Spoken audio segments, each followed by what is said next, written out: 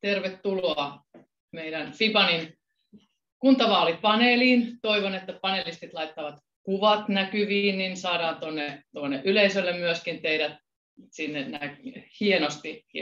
hienoja hyviä eri taustoja tässä. Eli tosiaan tämä tilaisuus on FIBANin kuntavaalipaneeli. Olemme enkelisijoittajayhteisö, eli me sijoitetaan startuppeihin erittäin varhaisen vaiheen yrityksiin. Tosi paljon tervetuloa kaikille panelisteille.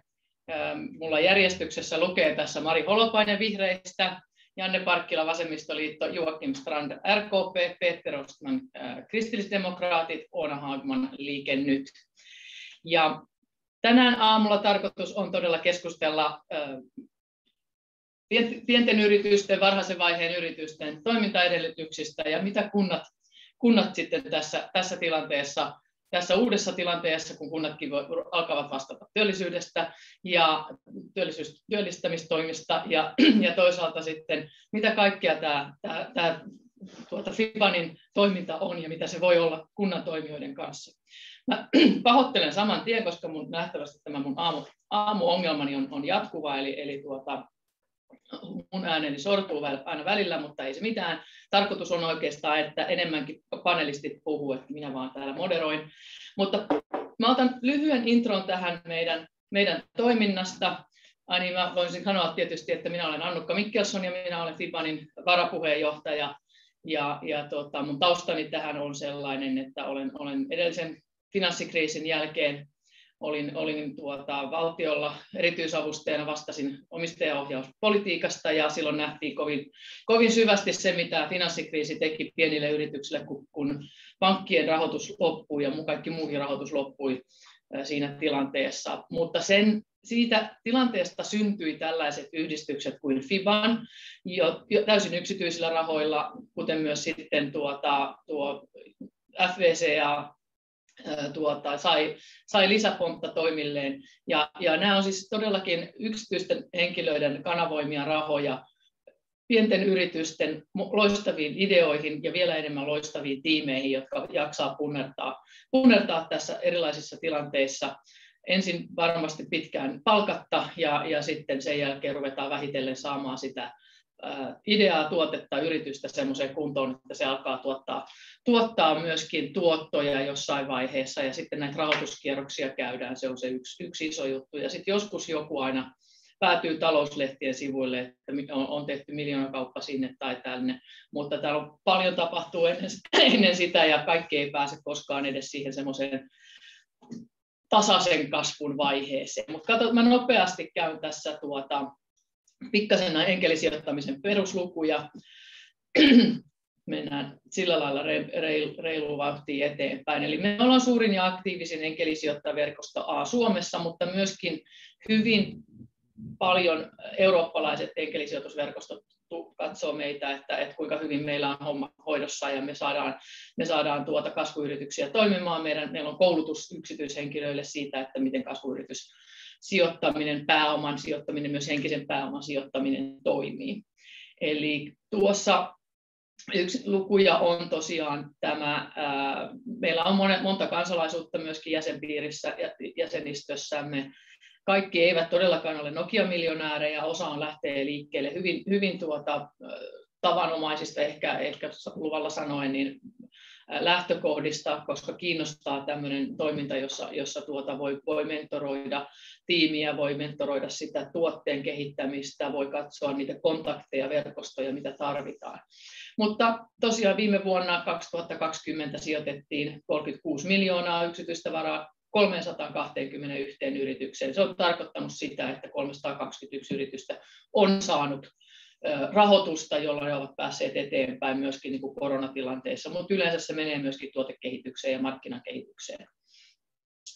Eli mitä me tarjotaan? Pääomaa, osaamista, verkostoja, konkreettista apua, se voi olla ihan hands-on apua, mitä tarvitaan. Ja semmoista henkistä tukea myöskin, että yrittäjä hyvin useasti on aika yksinään.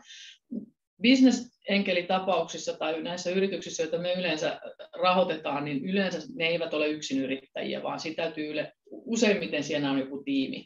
Mutta tiimillekään tämä founderi, joka on idean isä tai perustaja, niin ei välttämättä voi kertoa kaikkia asioita. Silloin voi olla hyvä, että matkassa on mukana myös joku, joka tavallaan tuntee sen yrittämisen ja tekemisen tuskan, mutta ei liity siihen suoraan siihen päivittäiseen tekemiseen. Tämä on siis tämmöinen henkinen iso kokonaisuus, jota FIBAN tavallaan kanavoi näiden jäsenten ja sitten kohdeyritysten välillä. Niin kuin on uutisista tämä keväänäkin kuultu, että vuosi 2020 ei ollutkaan mitenkään surkea vuosi, vaan nimenomaan näitä sijoituksia uusiin suomalaisiin startup-yrityksiin tuli ennätysmääriä. Meidän numerot on tuolla sinisellä, eli 10 vuotta sitten, 11 vuotta sitten, kun FIBAN perustettiin, lähdettiin liikkeelle 8 miljoonalla vuodessa. Nyt ollaan päästy sitten semmoinen 40 miljoonan vuosivauhtiin tällä määrällä. Et niin kuin sanottu, kaikki ei sijoita satoja tuhansia eikä edes kymppitonneja, vaan on paljon myöskin pieniä sijoituksia, mutta tämä pitää sitä pientä ruohonjuuritasoa liikkeellä, jotta nämä isot seuraavat vaiheet, on ne sitten kansainvälisiä sijoittajia, muut sijoittajia, rahastosijoittajat, pääomasijoittajat, saa niitä hyviä lähtöjä ja pääsevät sitten kansainvälistämään eteenpäin. Tässä on pieni lista niistä enkelisijoituksen saaneista. Niin kuin sanottu, jos viime vuonna 321 sai sijoituksen, niin ne ei todellakaan ole tässä, ja tässä 10 vuoden aikana niin näitä on useampi tuhat. Se, mikä tosiaan täytyy muistaa, että me 1 miljoonan euron sijoituksella saadaan keskimäärin 19 uutta työpaikkaa, ja se on oikeastaan aika kova tulos. Harvassa tilanteessa päästään ihan näin kovaa. Ja se on nimenomaan yksityiset sijoitukset, jotka tuottaa nämä. Et jos vuosina 2013-2016 niin on melkein 2000 uutta työpaikkaa synnytetty näillä yksityisillä rahoilla, niin tämä on erittäin hyvä tekijä. Nämä on moneen kertaan varmistettuja, että onko nämä eläviä yrityksiä, joihin kannattaa sijoittaa. Mutta tietysti niin kun rahaa tarvitaan aina, ja siihen on erilaisia keinoja ja erilaisia tapoja, joita voidaan yhteistyössä sekä kuntien että valtion, että tietysti muiden sijoittajien ja kansainvälisten sijoittajien kanssa tehdä. Keskeisiä tunnuslukuja meidän toiminnasta. Nämä kuulostaa jotkut ehkä vähän kovalta. 20 000 € mediaanitikettikoko, eli periaatteessa noin keskimäärin per sijoitus sijoitetaan 20 000 €. Se on keskimäärin, ja täällä on toki niin kuin sanottu niitä, joilla on mahdollisuus sijoittaa se 20 000 tai 50 000 €, mutta on paljon sellaisia kohteita myöskin, joihin mennään pienemmillä panoksilla sisään ja katsotaan, miten se etenee. Mediaani keskirahoituskierros on tuommoisen omakotitalon hinnan verran, eli sillä päästään niin kuin aina seuraavaan rahoituskierrokseen, eli yritys pystyy yleensä hakee sen verran rahoittajilta rahaa, että pääsee kehittämään sitä omaa tuotettaan markkinoille tai luomaan sitä, tekemään siitä proof of conceptia tai muita tällaisia niin kuin välineitä, joilla todistetaan sen niin kuin elinkelpoisuus ja ruvetaan testaamaan sitä markkinoita. Ja meidän tosiaan nämä mediaanivaluaatiot on tuossa hiukan yli 1 miljoonan verran. Suomalaiset on vähän ujoja näiden valuaatioidensa kanssa. Että kansainvälisesti, jos katsotaan, niin virolaisethan vetää yleensä aika paljon kovempaa. He on lähempänä isompaa markkinaa. Eli meillä mikä Suomessa on hyvää, me ollaan aivan loistava testbed monelle yritykselle. Ja täältä sitten kun päästään siihen seuraavaan vaiheeseen, niin meillä on aika kovia suorittajia, kovia tuloksentekijöitä sitten siinä vaiheessa. Mitä startup-ekosysteemi Suomessa on tehnyt? Eli silloin 10 vuotta sitten, ennen kuin meitä perustettiin, niin kuin sanottu, oli tämmöinen post-Nokia, oli vähän niin kuin asiat oli vähän jäässä, ei oikein tiedetty, mikä on nämä pienet yritykset. Tämä riskin ottaminenhan ei sopinut tietystikään niille, jotka oli jäljellä, eli valtiollisille toimijoille, Tesille ja Tekesille ja muille. Sitten toisaalta ei ollut osaamistakaan ihan siitä, että mitä se investointi voisi olla, että minkälaisia asioita sen yhteydessä tulee, mitä pitää katsoa, minkälaiset niin kun sopimukset pitää olla. välttämättä ollenkaan. Ja sitten, että minkälaisia exittejä voi tapahtua. Exittejä voi olla tosi hyviä ja sitten niistä täytyy olla niitä aktiivisia exittejä, että joskus täytyy vaan tavallaan kill your babies, eli jos ei homma etene, niin täytyy olla realistinen sen suhteen, että miten siitä sitten niin kuin edetään seuraavaan vaiheeseen. Nämä ongelmat tunnistettiin ja FIBA tosiaan perustettiin 2010 ja ruvettiin ratkomaan näitä. Ja nythän on todellakin, no Slushin tuntee kaikki, se nyt ei ole FIBAnin ansiota, mutta Slush tuli hyvin tähän meidän toiminnan kylkeen ja sen kanssa ollaan tehty paljon yhteistyötä, mutta tarvitaan todellakin tätä enkeliyhteisöä tekemään yhdessä näitä asioita, takaisin tavallaan antaa sekä mentorointia. Sitten me tarvitaan näitä hyviä esimerkkejä. Supercellhan on loistavasti osoittanut sitä, että vaikka niin kuin menestystä on tullut, niin se ei tarkoita sitä, että sitten jätettäisiin itselle, vaan sitä voidaan jakaa eteenpäin. Tämän tiimin niin kuin dynamiikan ymmärtäminen on iso juttu siinä, että nähdään, että ketkä saa aikaiseksi, ketkä ratkaisee ongelmia pitkällä jaksolla, eikä vaan, että nyt tuli tällainen juttu ja ehkä me selvitään tästä ja ehkä me selvitään tuosta, mutta tämä pitkäjänteisyys tässä myöskin tulee. Vähän tuntuu, että me ollaan jollain lailla rakennettu myöskin tämmöistä nyt tämä meni vähän Helsingin keskeiseksi, mutta joo, me ollaan Marianolla ykkösessä tällä hetkellä, niin Helsinki Spring tai Helsingin tämmöinen niin kuin hyvä veto, että miten täällä yrityksiä voidaan auttaa eteenpäin, mutta tietysti Helsinki on hirveän kilpailtu alue, monilla kunnilla on ihan mahdottoman hienot mahdollisuudet saada yritykset sijoittumaan omiin kuntiinsa niin, että se yhteistyö voi olla paljon hedelmällisempää kuin tämmöisen super Helsingin kanssa. Tästä lähdetään liikkeelle. Mä vielä sanon katselijoille, että meillä on olemassa tämä menti.com, johon kirjaudutaan koodilla 46442095 ja sinne menti.comiin niin kirjoittakaa kysymyksiänne panelisteille tähän paneeliin, niin otan niitä huomioon, yritän screeniä tuossa vieressä niitä selvitellä, että aina välillä minulla oli eilen pikkasen vaikeuksia, mutta nyt kuulemma se toimii. Ja saadaan eläviä kysymyksiä. Toki mullahan riittää kysymyksiä vaikka huomisaamuun asti. Tämähän ei ole ongelma ollenkaan. Ja uskon, että silloin kun päästetään tämä joukko puhumaan, niin tämä ei välttämättä lopeta myöskään ihan äkkiä. Mutta pitemmittä puheitta, ei vielä kiitetä osallistumisesta, kiitetään vasta kohta, mutta lähdetään liikkeelle tästä. Nopeat esittäytymiset. Aloitetaan järjestyksessä. Mari Holopainen Vihreistä, ole hyvä. Miten sinä lähestyt startup-ekosysteemiä? Miten se näkyy sinun mielestäsi kunnan toiminnassa? Kiitos paljon kutsusta. Olen Mari Holopainen, Vihreiden ensimmäisen kauden kansanedustaja ja pitkäaikainen valtuutettu ja ehdolla 4. kaudelle Helsingin kaupunginvaltuustoon. Ja olen kirjoittanut kollegan kanssa tässä juuri siitä, että mitä Helsinki voi tehdä sen eteen, että startup-yrittäjyys, kasvuyrittäjyys ja enkelisijoittamisen edellytykset paranevat vielä tästä entisestään. Tietysti nyt hyvin lupaavaa kehitystä ja se pitäisi tuolla eduskunnassakin ymmärtää, että meillä itse asiassa aika vähän vielä puhutaan siitä, että mikä mahdollisuus nyt Suomelle on syntymässä tämän startup-ekosysteemin myötä. Ja ollaan kyllä kutsuttu valiokuntiin, itse toimin talousvaliokunnassa muun muassa, niin myös kasvuyrittäjiä näiden yhteisempien yrittäjyysverkostojen lisäksi. Ja tosiaankin niin kuntien tärkeitä tehtäviä on se, että työllisyys onnistuu ja työllistäminen onnistuu ja siksi pitää tehdä mahdollisimman helpoksi se, että tänne pääsee töihin erityisosaajat maailmalta ja sitten tietysti pitää huolehtia siitä, että täällä voi tuntea itsensä tervetulleeksi ja sitten pitää olla riittävästi englanninkielisiä koulu- ja päiväkotipaikkoja. Tässä muutamat meidän keinot tämän edistämiseksi, mutta annan puheenvuoron muille ja voin jatkaa. Meillä on vielä tässä listalla muitakin tavoitteita. Muitakin kysymyksiäkin meillä on, hyvä. Mennään seuraavaan. Janne Parkkila, Vasemmistoliitto, ole hyvä.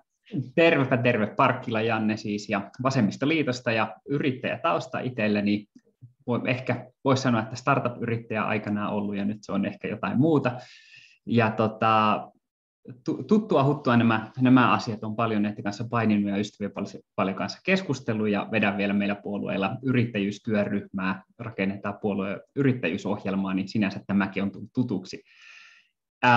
Itse olen siis Kuopiossa tällä hetkellä ja asustelen täällä ja tämmöinen ehkä maakuntien mies sitten tästä meidän siekielestä kuuluu läpi. Ja niin meillä on myös tosi haaste se, että miten se elinvoima säilyy muuallakin kuin siellä pääkaupunkiseudulla.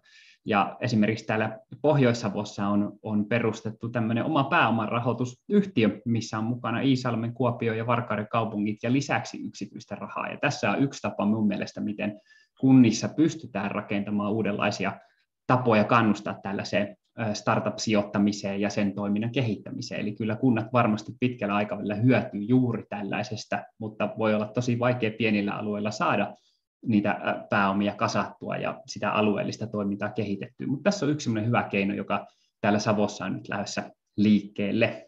No mutta hienoa, kun tuohon vielä tartutaan tästä tänään. Mutta Joakim Strand, RKP, ole hyvä. Joo, huomenta. Gumoron kaikille tosiaan Joakim Strand. Mulla on juristi- ja ekonomitausta, olin pankki- ja IT-alalla töissä nyt toista kautta eduskunnassa, jossa toimin talousvaliokunnassa ja muun muassa tulevaisuusvaliokunnan puheenjohtajana. Vaasan kaupunginvaltuustossa 4 kautta on ollut ja 2 kautta puheenjohtajana. Ja kyllä me täällä Pohjolan energiapääkaupungissa niin näiden varsinkin energiateknologiaan liittyvien yritysten toimintaedellytysten kehittäminen, se on ihan jokapäiväistä työtä ja se ei pelkästään pyöri näiden isojen Wärtsilän ja ABB tai akkutehtaiden ympärillä, vaan tässä on paljon myös pienempää keskisuurta ja jos nyt 2 nopeat juttua, miten kunta voi vaikuttaa, niin tietenkin yksi on koulutus. Meillä on hyvin vahva tämmöinen energia- ja ympäristökoulutusstrategia, missä jo siis varhaiskasvatuksesta luodaan mielenkiintoa kansainväliseen kauppaan, energiaan, ympäristöön, aina sinne yliopistotasolle asti. Helsingin yliopiston juristit täällä Vaasassa fokusoi energiajuridiikkaan. Ja toinen on se, että aina kun investoidaan, niin pidetään huoli, että nämä kunnalliset investoinnit on myös kehitysplatformeja. Ihan riippumatta siitä, rakennetaanko laivaa tuonne Uumajaan tai jotain pienempää, niin se toimii myös laboratoriona ja testiplatformina pienemmille ja myös keskisuurille firmoille. Näin. Hyvä. Tämähän alkaa olla niin, että on valmista kauraa ennen kuin ollaan päästy alkuunkaan. Mennään seuraavaan. Peter Östman, ole hyvä. No niin, hyvää huomenta, kun moron kaikille, myöskin Joakimelle, joka istuu ehkä 100 kilometrin päästä tuonne Pohjanmaan eteläosassa. Terveisiä täältä Luodosta, joka on Pohjanmaan maakunnan pohjoisin kunta, eli pohjoisessa meillä on Kokkola rajanaapurina tässä. Luodon kunta on todella pieni kunta, meillä on 5300 asukasta, mutta meillä on Suomen mannerkunnista niin meillä on korkein työllisyysaste tällä hetkellä, jota on 84-85%, ja työttömyysastekin on koronasta huolimatta 2,3%. Tiedän, että jotkut naapurikunnat sitten syyttävät meitä siitä, että meillä on omavaraisuusaste työpaikoissa on suhteellisen pieni, se pitää toisaalta paikkaansa, mutta tiedän myöskin sen, että ilman luotolaisia, niin sitten esimerkiksi purjeveneteollisuus ei olisi sillä tasolla kuin se on, eli Pietarsaaressa naapurikunnassamme rakennetaan maailman parhaita purjeveneitä, Nautor Swan ja sitten Baltic Yachts, jotka ovat ihan maailmanluokan, huippuluokan veneitä, ja näiden yritysten perustajina ovat olleet luotolaisia. Eli ne ovat esimerkkejä startup-yrityksistä, jotka lähtivät käyntiin 70-luvulla, ja näitä toivotaan tietysti lisää ja näitä tulee, koska täällä työllisyys ja yrittäjyys ovat ensisijaisia asioita, johon me panostamme kunnassa ja myöskin lähikunnissa. Olen 3. kautta eduskunnassa. 2 ensimmäisellä kaudella toimin eduskuntaryhmän puheenjohtajana, ja jos nyt jotain voisi luetella minun saavutus- tai syntilistoista, niin nykyinen osinkoverotusjärjestelmä listaamattomille yhtiöille, niin olen ollut mukana rakentamassa sitä yhtenä pääarkkitehtinä, puolustan sitä edelleen ärhäkkäästi, jos siihen on tarvetta. Ja sitten toinen saavutus oli viime kaudella, kun jätin toimenpidealoitteen numero 21/2017 koskien sijoitussäästötiliä, johon sitten silloinen valtiovarainministeri Petteri Orpo otti koppia ja vei sen läpi, ja siitä olen erittäin ylpeä, koska tällaisia toimenpiteitä tarvitaan, jotta me saadaan yrittäjyys nousuun Suomessa. Kiitos. Hyvä, kiitoksia. Vielä Oona Hagman, Liike Nyt, ole hyvä. Kiitos ja hyvää huomenta, kun moron kaikille. Mun nimi on Oona Hagman. Mä olen toiminut markkinoinnin parissa parikymmentä vuotta, ollut yrittäjänä myöskin. Mä olen ollut sekä kevyt yrittäjänä vuodesta 2003 ja sitten perustin oman ensimmäisen osakeyhtiön 10 vuotta sitten ja sitten olen toiminut myöskin startup-yrittäjänä. Mulla on niin hyvin vahva tämmöinen niin yrittäjyysnäkökulma ehkä tai niin tulokulma, niin kuin tuossa kysyttiin. Ja oikeastaan niin mitä tulee kuntapolitiikkaan, niin mä olen myöskin toiminut julkisen hallinnon puolella suunnittelemalla kaupungin museoita vuodesta myöskin 2003 ja sitä kautta niin tavallaan niin kuin nähnyt molempia puolia ja etenkin se mun startup-yrittäjyyden myötä, niin tässä on ehkä se sellainen tulokulma, että mun mielestä julkisen hallinnon ja yksityisen sektorin välillä pystytään kehittämään ihan uudenlaisia kumppanuussuhteita, jotka ei tällä hetkellä toteudu. Se on vähän niin kuin, että pallo on niin kuin jommalla kummalla osapuolella ja siihen mun mielestä voidaan vaikuttaa paljonkin ja kehittää sellaista yhteistyötä, mikä luo enemmän vuorovaikutusta ja läpinäkyvyyttä meille. Kiitos. Kiitos. Onkin sitten hyvä tarttua. Mitkä olisi ne konkreettiset keinot, joilla kunta ja yritys voisivat lähestyä toisiaan, että oikeasti luodaan näitä mahdollisuuksia sekä yrityksille että kunnella sitten mennä eteenpäin? Täällä voi ihan kättä heiluttamalla minä näen kaikki paitsi ne, jotka ovat laittaneet kameran piiloon. Oona, ole hyvä, sä aloitit. Ja sitten Peter. No, eli mä pääsen heti jatkamaan tästä kumppanuus. Oikeastaan se, että me voidaan luoda, siis tällä hetkellä minusta tuntuu, että julkisella sektorilla on hirvittävä määrä ohjelmista, jotka ei toimi tarpeeksi hyvin. Ja sitten kun niitä lähdetään yksityistämään, niin sekin on hirveän monen mutkan takana.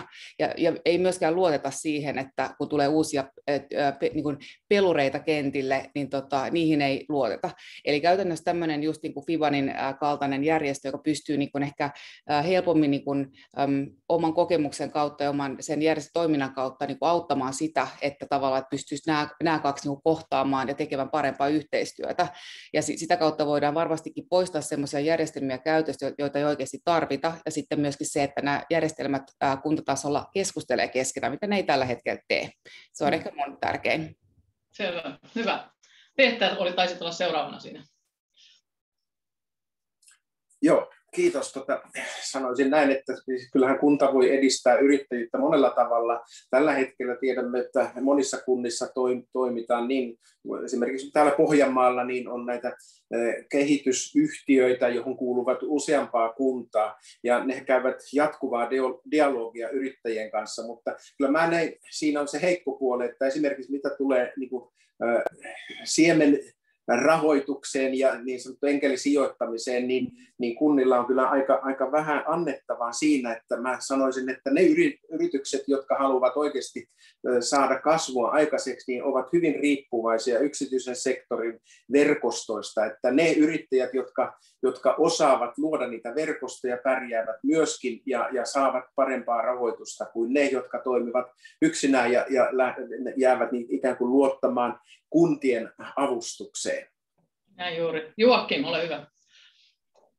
Joo, kiitos. Nyt ilmeisesti mun kamerakin toimii ainakin tässä vaiheessa. Näistä on hyvä jatkaa näistä edellisistä, että kyllähän kunta voi, kun mainitsit hyvin tuossa erinomaisessa alkupuheenvuorossa nämä verkostot, niin kyllä siinä niin kunta ja kunnalliset organisaatiot, niin itse toimin muun muassa Merenkurkun neuvoston puheenjohtajana, mikä on tämmöinen pohjalaismaakuntien ja Västerbottenin alueen yhteenliittymä ihan myös eurooppalaisella tasolla, ja siellä me vedetään paljon sellaisia hankkeita, vaikka sähköisen lentämisen edistämistä, jossa on yli 100 eri partneria ympäri maailmaa mukana, jonne pääsee myös pienet mukaan. Et se on niinku yksi tapa luoda niitä uusia juttuja, mutta niin kuin Peter sanoi, niin kyllähän nämä yksityisten isojen yritysten verkostot ja heidän ekosysteemeihin pääseminen, että se jos pääsee pienenä mukana osana järjestelmätoimituksia ympäri maailmaa näiden isojen teknologiaveturien mukana, niin siitä ei välttämättä tarvitsekaan ihan niin kuin heti rahaa, kun on niin vahvat noi referenssit ja kokemukset ja muuta, mutta et kyllä kunnan pitää myös osana tällaisia epävirallisempiakin verkostoja olla jatkuvassa vuoropuhelussa myös sijoittajien kanssa ja katsoa, että hei, mitkä on nyt ne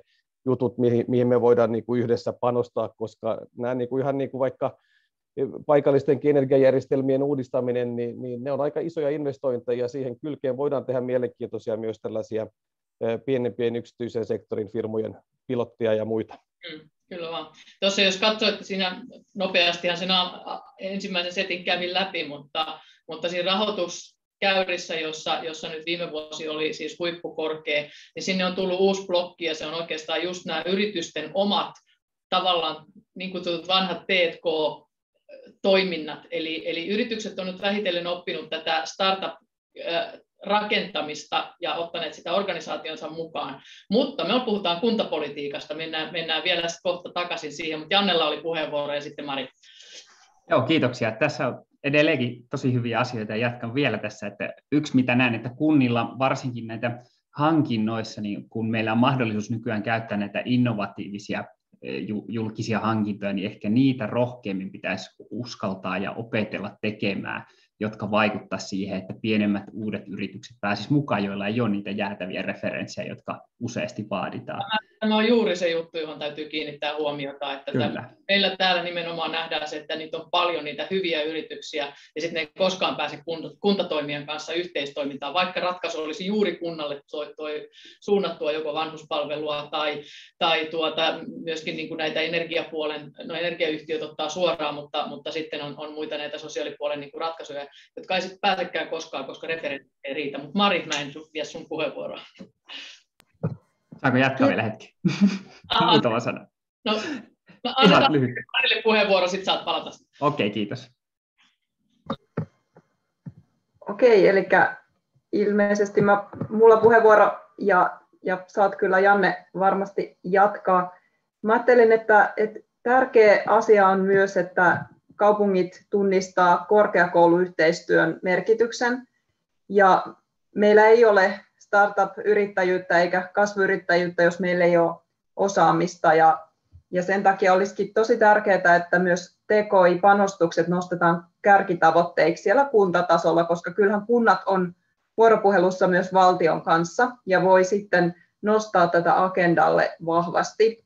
Ja nythän Suomi on jäljessä meidän TKI-tavoitteesta 4% BKT:stä, ja itse asiassa ollaan vihreissä esitetty, että voitaisiin vähän nostaa kunnianhimoa tässä, ja ollaan esitetty 8% tavoitetta vuoteen 2035 mennessä.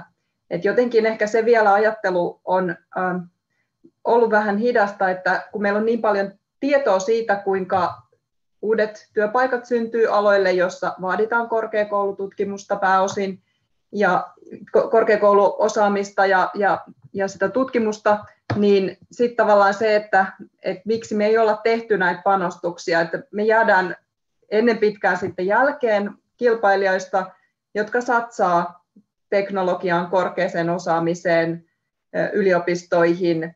Sieltä tulee suuri osa myös niistä ihmisistä, jotka näitä yrityksiä on perustamassa. Nyt Jannelle ensin, hänelle jäi kesken puheenvuoro ja sitten palataan ehkä tuohon, ja sitten oli Joakim pyytänyt puheenvuoron.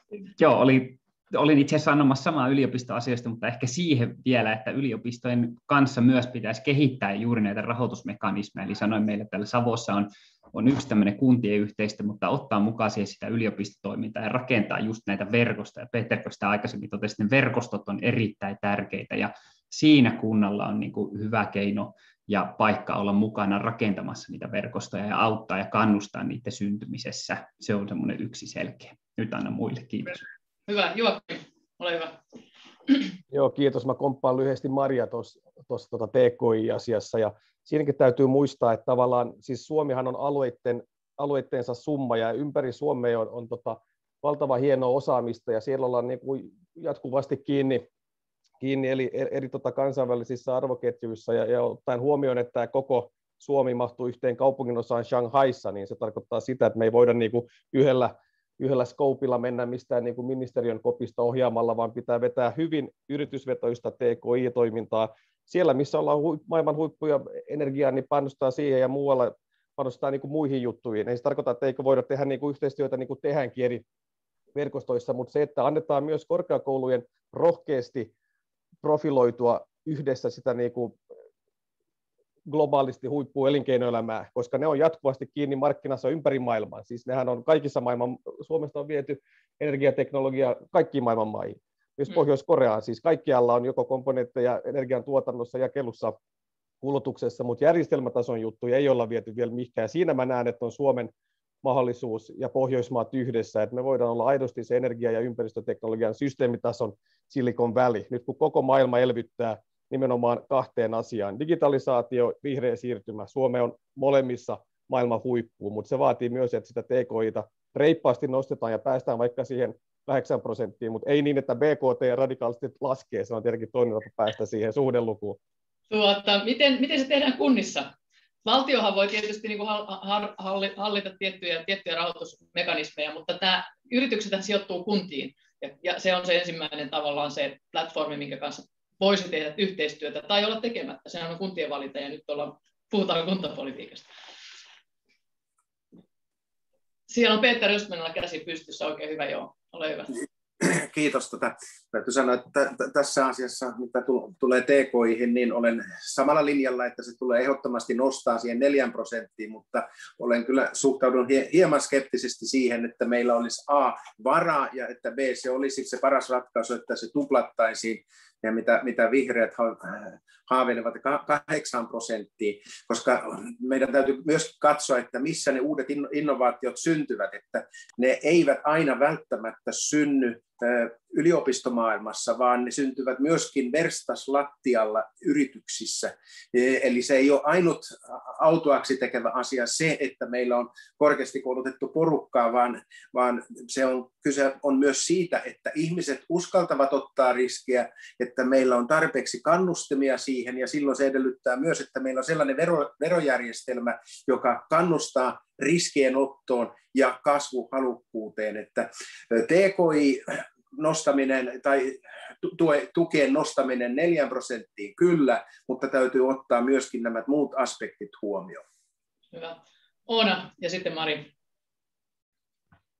Joo, mä sanoisin tuosta verkostoitumista vielä sen verran, että verkostoituminenhan on aina hyvä asia, jos on tehokasta.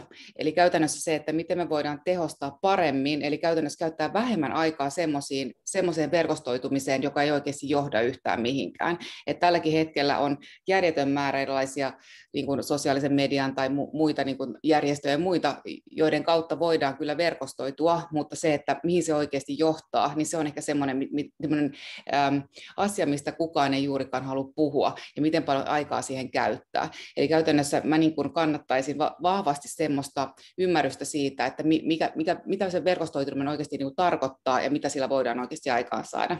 Mikä siinä olisi kunnan tehtävä silloin siinä verkoston rakentamisessa on?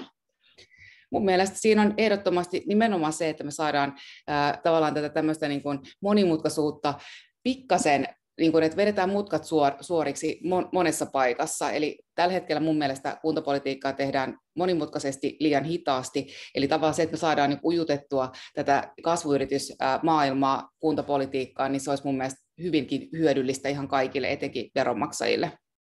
Hyvä. Joakim, sä olet pyytänyt puheenvuoroa aikaisemmin. Joo, tuossa ihan vain esimerkkinä, kun kysyit, mitä kunta voi tehdä just niin kuin TKI:n osalta, että usein kyse on valtion panostuksista, mutta kyllähän kunta voi hyvinkin paljon tehdä. Että mä otan vain esimerkkinä tämän, kun se on nyt tulossa sieltä Rauman telakalta, kun Vaasan kaupunki ja Uumajan kunta yhdessä tilasivat siis uuden laivan, 130 miljoonaa euroa. Se on täynnä suomalaista meri- ja energiateknologiaa. Se on maailman ympäristöystävällisin tämmöinen yhdistetty matkustajarahtialus, ja sitä käytetään jatkuvasti myös laboratoriona. Eli nämä yritykset siellä yhdessä pilotoi, testaa, ja se on johtanut siihen, että täällä investoidaan nyt useamman miljardin myös muuhun seudulla, että aika pienellä tavallaan tällaisella, totta kai ei kaikki siitä johdu, mutta se on vaan merkki, että kun on se jatkuva dialogi ja niin kuin tehokkaat verkostot. Mun mielestä tämä edellinenkin puheenvuoro oli siinä erinomainen, että siinä pitää olla niin kuin huikean korkea ambitiotaso, semmoinen epäitsekäs tekeminen, että halutaan jeesta myös kaveria. Wärtsilän Jaakko Eskola, entinen CEO, silloin kun viimeksi investoivat tänne, totesi, että siellä on maailman paras yhteistyöympäristö, eli myös korkeakoulut, kaupunki, yritykset, mutta se, että myös kilpailevat yritykset haluaa yhdessä kehittää Suomea. Mun mielestä se oli niin kuin hienosti sanottu, ja se on tavallaan se mindset, mihin meidän täytyy päästä. Hyvä. Pikkasen otan tämmöisen työjärjestyspuheenvuoro. Vasim, meillä on väärä koodi Mentissä. Eli laittakaa kysymyksiä myös menti.comiin. Oikea koodi on 46442095. Näin, hyvä, kiitoksia. Ei sillä, että multa loppuisi kysymykset, mutta näin. Mutta Peter, ole hyvä, sinulla oli vielä tähän sanottavaa. Vai oliko tuo vanha käsi ja uusi käsi? Tuli uusi käsi. Mä haluaisin hiukan palata siihen, kun mä sanoin jo esittelypuheenvuorossa tästä yritysverotuksesta ja nimenomaan tästä nykyisestä osinkoverotusjärjestelmästä, kun mä sanoin, olin yhtenä arkkitehtinä, eli viittaan silloin Kataisen hallitukseen, jolloin tehtiin tämä edellinen uudistus, joka oli sellainen keskusteluaihe, joka johti jännityksiin siihen sen aikaiseen hallitukseen, ja tämäkin jälkeen tästä on. Pitäisikö se laajentaa tämmöiseen enkelisijoittamiseen? Niin kuin sanottu, meillä on ihmisiä, joilla on salkuissa 20-30 yritystä. Kaikki niistä ei mene hyvin. Niin pitäisikö se olla tämä osakesijoitustili samantyyppinen niin kuin täällä sijoittajilla käytössä? Jos tappiot saisi sitten vähentää siinä matkan varrella. No nyt vaihdettiin taas siihen sijoitustiliasemaan. Toivoisin, että se voitaisiin käydä erillisenä keskustelua, mutta vielä tästä listaamattomien yhtiöiden osinkoverotusjärjestelmä, jota jotkut tahot haluavat jatkuvasti ikään kuin mustamaalata, että se on veronkiertoa. Ja mä haluaisin tässä keskustelussa, tämän keskustelun aikana tehdä selväksi, että ei kai sitä voi laskea veronkierroksi, että kun toimiva yhtiö maksaa voitoistaan ensinnäkin 20% yhtiöveroa ja sitten omistaja, jos on jakovaroja, niin hänellä on oikeus ostaa huojennetun veroprosentin kautta X prosenttia ulos siitä yhtiöstä, mutta kuitenkin omistaja maksaa sekä ansiotuloveroa siitä ja pääomaveroa riippuen siitä määrästä, niin ei se ole veronkiertoa. Haluan tehdä sen kerralla selväksi, että listaamattomat yhtiöt tuottavat hyvin paljon verotuottoja Suomen valtiolle, ja meidän on pidettävä huoli niiden veronmaksukyvystä jatkossakin. Mutta tullaan sitten varmaan siihen sijoitussäästötiliin myöhemmässä vaiheessa. Kiitos. Hyvä. Mutta Mari, ole hyvä. Sitten Oona. Jos puhutaan kuntien roolista vielä erityisesti, niin kunnathan satsaa osaamiseen ennen sitä korkea-astetta, eli kunnat voi pitää huolta siitä, että koulutukseen satsataan varhaiskasvatuksesta lähtien, koska siellä vaiheessa opitaan monet perusteet sille, mikä tulevaisuudessa sitten kantaa. Eli kouluissa on nyt niitä meidän tulevia startup-yrittäjiä, ja totta kai voidaan myös kannustaa nuoria ryhtymään yrittäjiksi. Ja sitten tietysti tämä ehkä KD:n kanssa ollaan vähän eri linjoilla sitten tästä TKI-investointien panostusten merkityksestä.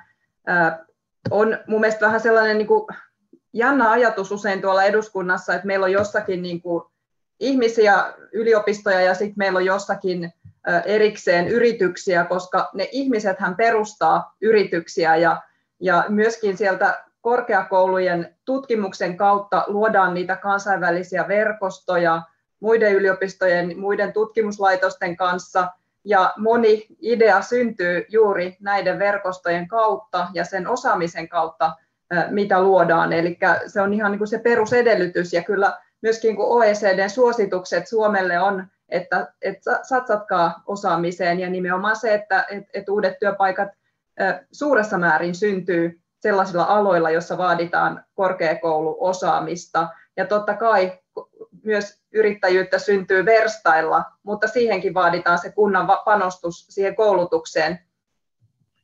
Kiitos Mari tuosta puheenvuorosta. Sen takia on hyvä kompa tämä mun oma ideani silloin aikoinaan oli just se, että mä näin tämän, että Suomessa tehdään paljon innovaatioita, paljon merkittävää tutkimustyötä, jota voisi yrityksiksi kääntää. Ongelma vaan yliopistoilla on se, että se kaupallistaminen on nollaa ja surkeata, ja sitten siellä on yleensä myöskin hyvin vahva tutkijapainotteinen lähestyminen, joka ei sitten ihan äkkiä taivu sellaiseen niin kuin notkeaan niin kuin sanottu kaupallistamiseen ja tuotteistamiseen. Ja sitä yhteistyötä täällä myöskin niin kuin Fibanin kanssa meillä on ollut paljon hyviä esimerkkejä eri yliopistoista, joista on tullut innovaatioita, mutta sitten me lähdetään kävelemään heidän kanssaan yhdessä, että me saadaan siitä tuote, joka on vietävissä eteenpäin. Tutkijamind on tai tämmöinen asenne ja maailmankuva on hyvin erilainen siitä sellaisesta henkilöstä, joka haluaa saada sen asian markkinoille, saada siitä tuotteesta tuottoa ja saada siitä niin kuin menestyvän, mutta siinä on ehdottomasti työtä tehtävissä paljonkin ja saadaan paljon varmasti hyviä asioita aikaiseksi. Mutta nyt tämä oli vain kommenttini tähän Marin hyvään alustukseen, että meillä on mahtava lähtökohta siellä olemassa, että saadaan vaan niin kuin toimimaan kaupallisesti hyvin. Et Suomi on kyllä hyvässä asemassa siinä mielessä. No niin, mutta Oona, ole hyvä. Joo, ehkä tuohon sanotaan, että mitä tulee nuoriin yrittäjiin, ja nimenomaan jos viitataan kasvuyrityksiin, niin mun mielestä on erittäin tärkeää, että me saadaan luotua, tämä ei ehkä ole ihan enää nyt kuntapolitiikkaa, mutta se, että me saadaan luotua helpompi tapa lähteä siihen, eli että saadaan vähemmän riskejä itse yrittäjälle.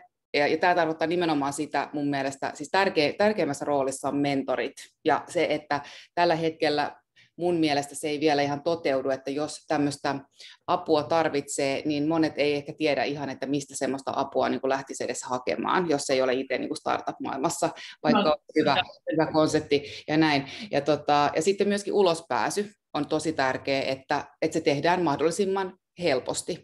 Ja nämä on sellaisia asioita, jotka ei toteudu tällä hetkellä Suomessa, ja niihin pitäisi panostaa, koska jos me mietitään niin kuin, sitä, että miten niin kuin Suomi pystyisi niin kuin, tavallaan viemään myöskin niin kuin Suomen rajojen ulkopuolelle asioita, niin se ei tule tapahtumaan niin, että emme tavallaan pidetään koko ajan sitä kukkaroa hirveän tiukilla. Ja sitten mitä tulee koulutukseen, niin kannatan koulutusta tietenkin. Mun mielestä Suomi on ihan mahtava, koska täällä on mahdollisuutta kouluttautua. Mä olen itse päätynyt mainosalalle 17-vuotiaana ja oppinut työn kautta tekemään asioita, ja se on ollut mulle hyvä reitti, eli mä sitäkin kautta pidän niin kuin tavallaan sitä niin kuin työn kautta oppimista hirveän tärkeänä osana sitä kehitystä, eli tavallaan niin kuin, koulutus tärkeä, mutta siinä pitää ymmärtää se, että silloin ei välttämättä kuitenkaan tiedä, miten asiat oikeasti realiteetissa toimii sitten, kun pääsee yritysmaailmaan, ja myöskin se, että sitten täältä lähtee myöskin aika paljon kouluttautuneita ihmisiä pois. Eli miten me saadaan pidettyä Suomessa ne kaikki hyvät asiantuntijat, niin mun mielestä siinäkin on niinku semmoista pientä tekemisen sarkaa. Kiitos. Mitkä ne on ne käytännön tehtävät tässä? Sä sanot paljon asioita, sanot, että pitäisi tehdä, mutta mikä olisi sun ratkaisu esimerkiksi siihen tukeen? Että onko se kunta todellakin se kunnan yrityskeskus, josta haetaan sitä mentorointia? No, mun mielestä siis toki meillä on Helsingissä on YK ja on niin tämmöisiä niin tiettyjä, siis tekee järjettömän hyvää työtä, enkä yhtään väheksy sitä. Mä sanoisin ehkä, että nyt kun mä oon jutellut tosi paljon nimenomaan nuorten, eli sanotaan, että 20-25-vuotiaiden kanssa yrittäjyydestä, niin he kokevat tällä hetkellä, ainakin Helsingissä vahvasti, että tämmöistä niin kuin tukea, että he ei oikein tiedä, että mihin he niin kuin kääntyisi tai mistä he edes lähtisi hakemaan sitä.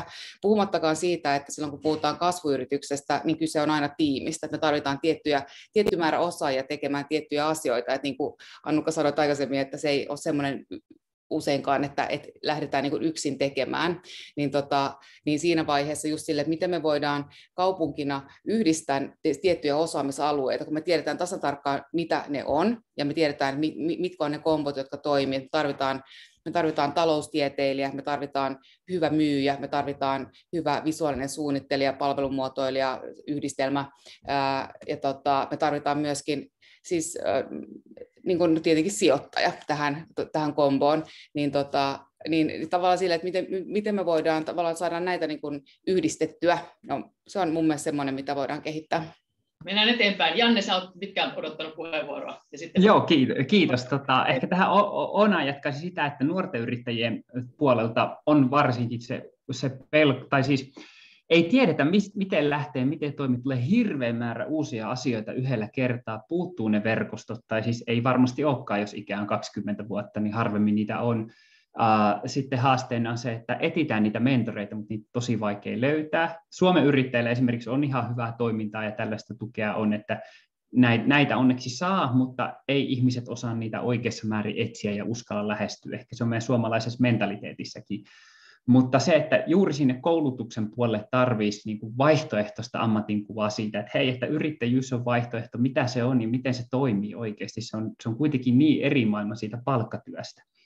Ja sitten ehkä, mikä tässä tulee, me aina puhutaan hirveästi just tästä yliopistosta ja sieltä se startup-kasvuyritykset tulee, mutta oikeasti ainakin Suomen yrittäjien tutkimuksen mukaan ja jäsenmäärästä, niin valtaosa yrityksistä ihmisillä on ammattikoulutausta yrittäjistä tai alempi koulutusaste kuin se yliopisto, mikä on vähän muuttumassa, mutta siinä on selkeästi ollut myös siellä yliopistomaailmassa juuri tässä, niin kuin oli aikaisemmin puhetta, että ei oikein tai tutkijan mindsetti on niin erilainen siihen yrittäjän elämään, että se on vaikea naittaa yhteen tai ainakin päästä käyntiin. Eli siinä tarvitaan paljon näitä tukia.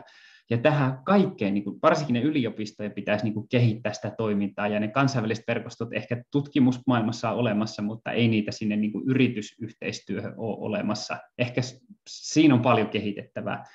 Ja ehkä vielä mitä kunnat voisivat tehdä on yksi mikä ei kaikkialla Suomessa, koska meillä on niin paljon erilaisia kuntia, mutta kyllä toimitilat on yksi iso haaste monelle yritykselle, että mistä saadaan riittävän isoja vaikka jotain pajoja tehtyä, mistä löytyy ne riittävän huokeahintaiset startup-yrittäjätoimistotilat, kun se raha on alussa tiukalla, miten näitä saadaan, niin se on niin kuin yksi tosi tärkeä asia, mitä kunnat voi vaikuttaa. Hyvä pointti, Janne, juuri tämä, että alussa raha on tosi tiukalla, todellakin siellä tehdään useasti monta vuotta duunia ilman, että nähdään plussaa koskaan ja palkat on nollassa tai hyvin, hyvin pieniä, että se täytyy muistaa, että tämä on se riski, mitä nämä startup-yrittäjät useasti kantaa ja sen takia sitten se, että sitä upsidea vaan sitten kaikki muutkin on jakamassa iloisesti, niin se on välillä, sitä täytyy miettiä hyvät keinot, mutta mun mielestäni Peter oli ensin ja sitten Maria ja sitten Joakim on pyytänyt myöskin puheenvuoroa. Kiitos Jannelle erittäin hyvästä puheenvuorosta ja vahvistan vielä senkin ajatuksen siinä, että kun katsotaan pohjalaista yrittäjyyttä, niin sehän perustuu hyvin paljon siihen, että mies, pakettiauto ja työkalupakki. Siitä se yleensä lähtee liikkeelle ja kyllähän se näkyy myöskin työllisyysluvussa täällä, mutta tietysti me tarvitsemme sen lisäksi nämä kasvuhakuiset yritykset, nuoret yritykset, jotka sitten lähtevät tekemään uusia innovaatioita ja siihen tarvitaan sitten tämä kombinaatio, että pitää olla myöskin panostukset TKI:n puolella.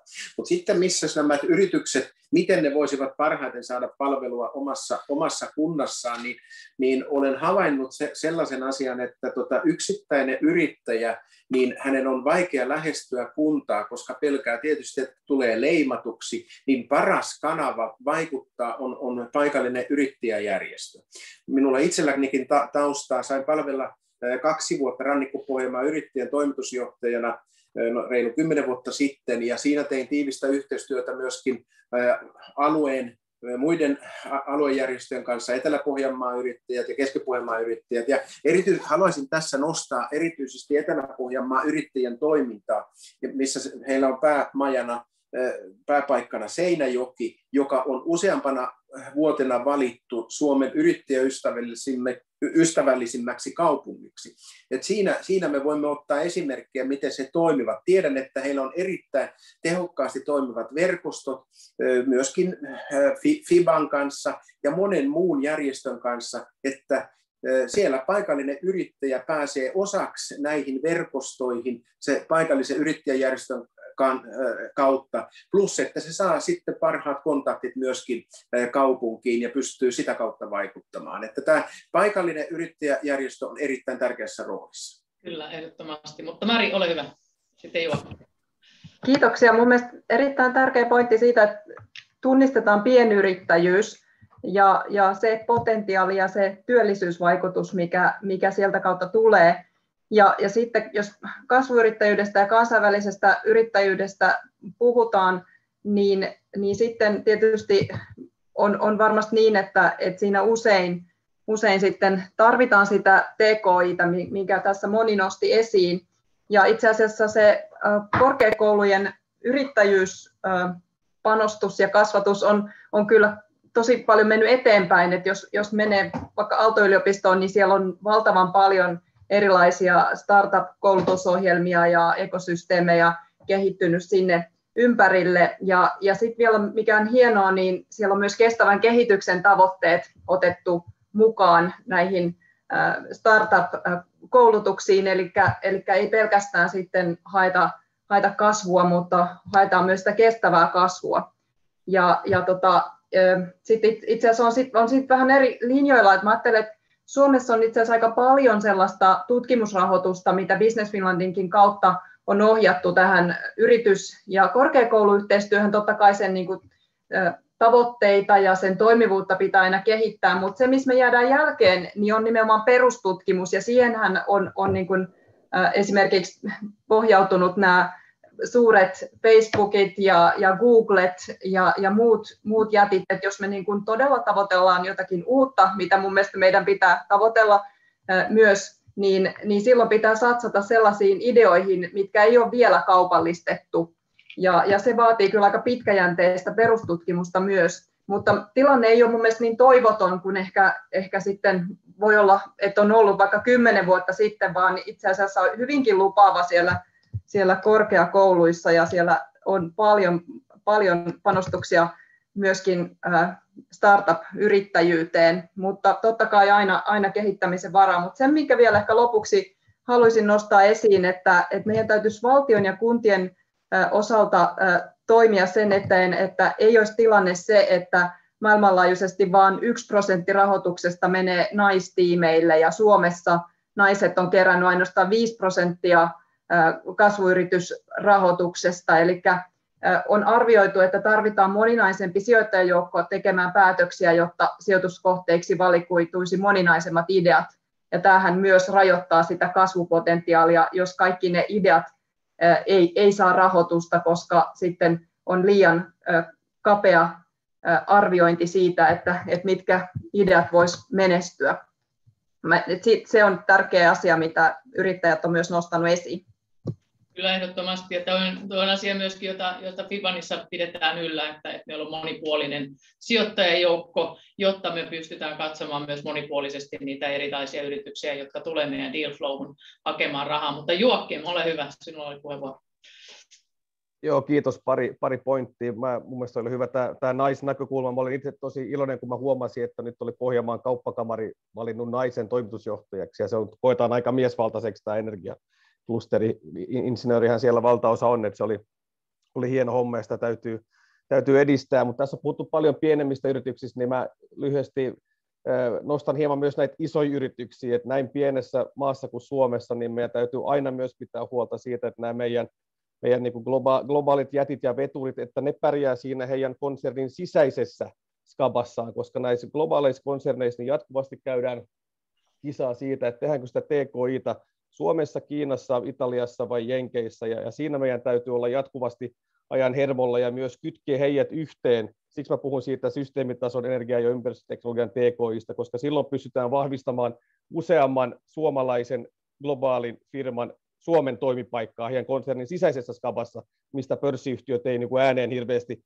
puhu. Ja mä itse pelkään nyt, kun elvytetään niin rajusti ympäri maailmaa, että tämä voi johtaa sellaiseen osaoptimointiin myös konsernien sisällä, että yhtäkkiä jotkut isot pelurit Suomessa katoaa, ja silloin katoaa myös se mahdollisuus pienempien kasvaa osana heidän klusteria ja järjestelmätoimituksia. Että mä otan nyt vain yhden esimerkin, joku Rune Westergaard, joka rupesi yksin tekemään jotain papereita Wärtsilällä. Nyt hänellä on 1000 henkeä duunissa, insinööritoimisto Citek, valtaosa toki ulkomailla, mutta ellei meillä ole näitä suuria firmoja, niin menee paljon myös hukkaan sitä potentiaalia, niin pidetään myös heistä huolta. Ja sitten viimeisenä, mitä kunta vielä voi tuohon koulutukseen ja varhaiskasvatukseen jopa tehdä, niin se on myös tuoda tällaisia, loppupeleissä kyse on ihmisistä, ja miten sä hanskaat niitä projekteja, ja miten sä pystyt myymään, käyttäytymään miten sä pystyt vaikka small talkia vetämään 10 kielellä sen sijaan, että on yksi heikko vieraskieli. Että niin kuin projektin hallinta ja tämän tyyppistä, niin ihan alasteisiin vaan asti. Sitä mä ainakin täällä tehdään.